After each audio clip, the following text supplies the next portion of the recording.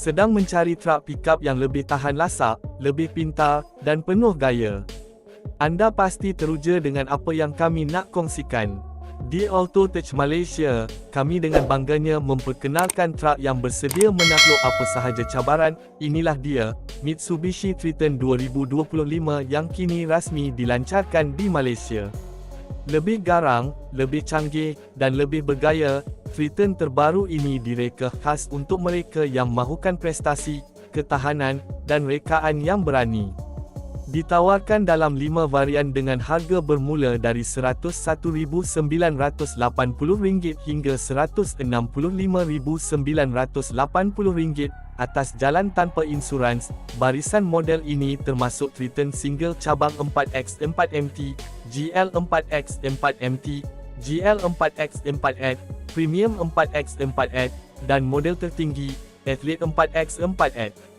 Mitsubishi turut menawarkan waranti 5 tahun tanpa head perbatuan untuk Triton Athlete sekiranya tempahan dibuat sebelum 31 Disember 2024, manakala varian lain menerima waranti 5 tahun atau 200,000 km, mana-mana yang terdahulu. Dari segi enjin, model GL, Premium, dan Single cabang dikuasakan oleh enjin 2.4L 4N16 turbo diesel yang menghasilkan 184 PS dan 430 Nm, dipadankan dengan transmisi manual atau automatik 6 kelajuan. Varian Athlete pula tampil dengan enjin 2.4L MIVEC 2-stage turbo diesel yang lebih berkuasa, menghasilkan 204 PS dan 470 Nm, dengan transmisi automatik 6 kelajuan dan sistem pacuan semua roda Super Select 2 yang menawarkan pelbagai mod pemanduan. Dari segi saiz, Triton double cabang berukuran 5.360 mm panjang, 1.930 mm lebar, dan 1.815 mm tinggi, dengan jarak roda 3.130 mm. Ia dibina menggunakan kerangka ladder frame baharu yang 40% lebih kukuh dalam lenturan dan 60% lebih kukuh dalam kilasan berbanding model sebelumnya.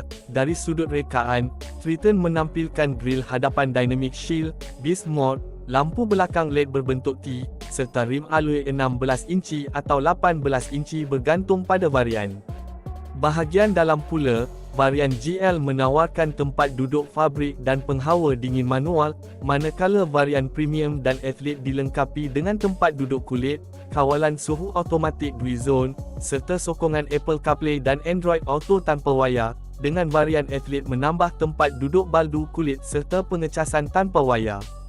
Dari segi keselamatan, Triton dilengkapi 7 beg udara, ABS, kawalan kestabilan aktif, bantuan mula bukit, dan kawalan turun bukit secara standard. Varian Premium dan Athlete juga mendapat ciri tambahan seperti mitigasi pelanggaran hadapan, amaran titik buta, amaran lintasan belakang, dan kawalan jelajah adaptif.